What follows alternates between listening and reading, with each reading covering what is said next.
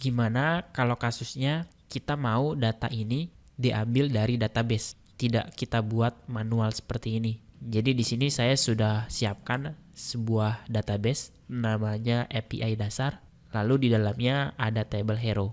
Isinya sebagai berikut. Idenya, saya mau ngambil data ini pakai PHP, terus nanti datanya yang tadinya array, saya terjemahin menjadi JSON. Caranya bagaimana?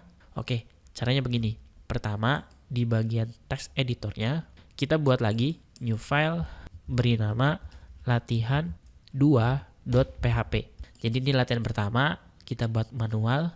Latihan kedua, kita mau ngambil dari database. Pertama, kita harus koneksi ke database dulu dengan membuat database handler.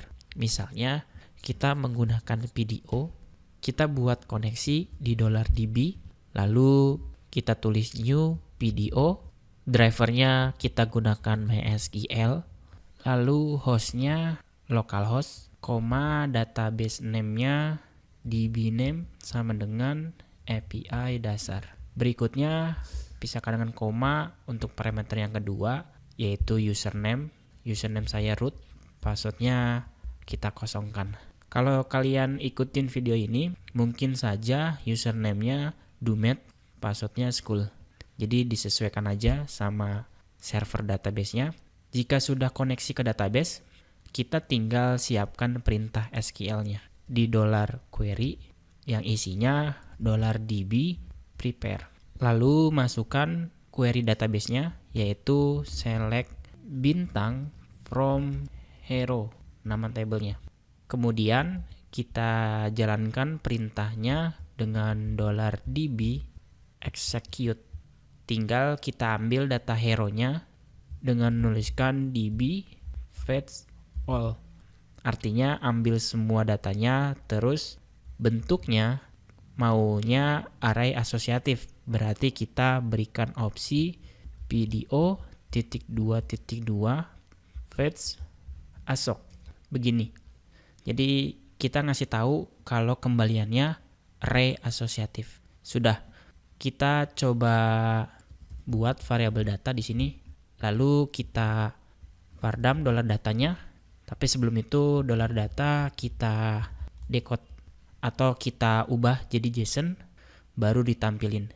Bukan decode tapi encode. Kita coba lihat hasilnya.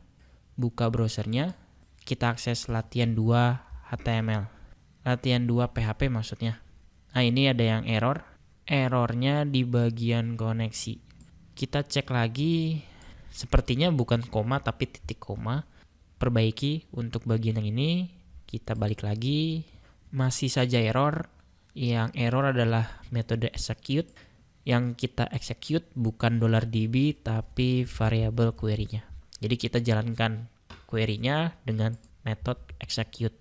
Balik lagi. 3 kali ada yang error. Fetch all. Ini query bukan db. Kita balik lagi. Ini dia. Akhirnya datanya sudah kita dapat dari database. Tentu bukan kita vardam ya, tapi kita echo biar bentuknya jadi JSON string. Refresh. Nah, ini dia hasilnya. Datanya ada 4 dalam bentuk array object. Nah, ini tampil dan di-generate dari database.